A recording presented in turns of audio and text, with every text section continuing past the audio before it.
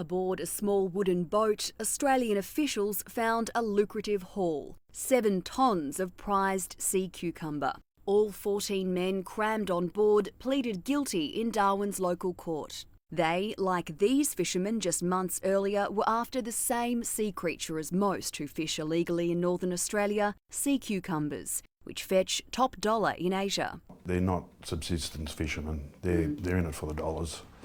And their haul would be worth more than $200,000 back home. We've seen a recent spike in activity in Australian waters by Vietnamese vessels.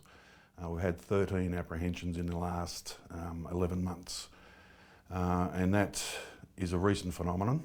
Part of the push seems to be the territorial disputes in the South China Sea, a major hotbed, the Spratly Islands, which several countries have claims on and China wants all of.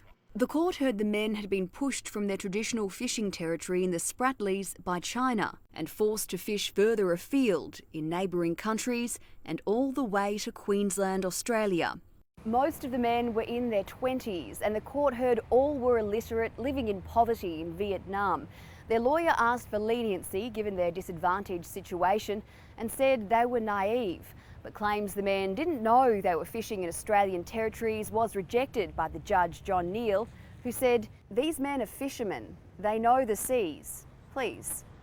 11 of the men were first-time offenders and given suspended prison sentences. The judge said he was sympathetic to the extreme hardship the men lived in, but a slap on the wrist wouldn't be enough for repeat offenders, handing down 4 months jail time for 2 crew members and 6 months for another.